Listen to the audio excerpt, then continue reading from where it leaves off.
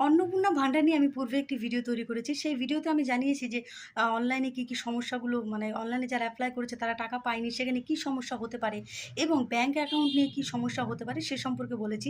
এবার কথা হচ্ছে অনেকে বলছে অফলাইনের ব্যাপারটা, যে অফলাইনে যারা এপ্লাই করেছে সেখানে কি? আমরা সকলেই জানি যে অফলাইনে কিন্তু অনেক আগে থেকে শুরু হয়েছে। কিন্তু অনলাইনে কিন্তু এপ্লাইটা কিন্তু কিছুটা পরের থেকে শুরু হয়েছে।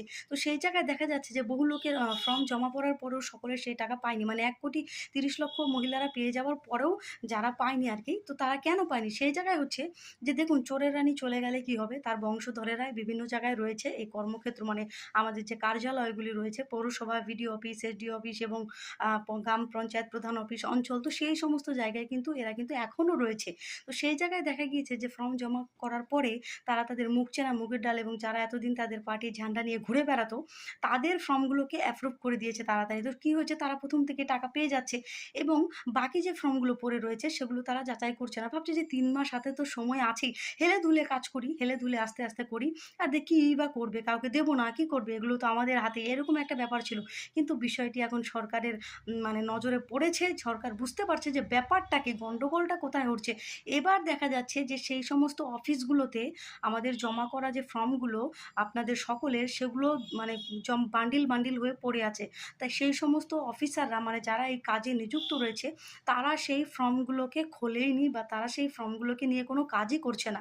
সেই কারণে টাকা পাচ্ছে না। তো সরকারের কাছে যদি তারা অ্যাপ্রুভ করে না পাঠায়, তবে কি করে পাবে? আর এর জন্য আপনারা সোশ্যাল মিডিয়াতে দেখতেও পাচ্ছেন যে কি হারে মার খাচ্ছে লোক। টমেটো ছুঁড়ে মারছে, মানে ডিম ছুঁড়ে মারছে, হাঙ্গামা করছে।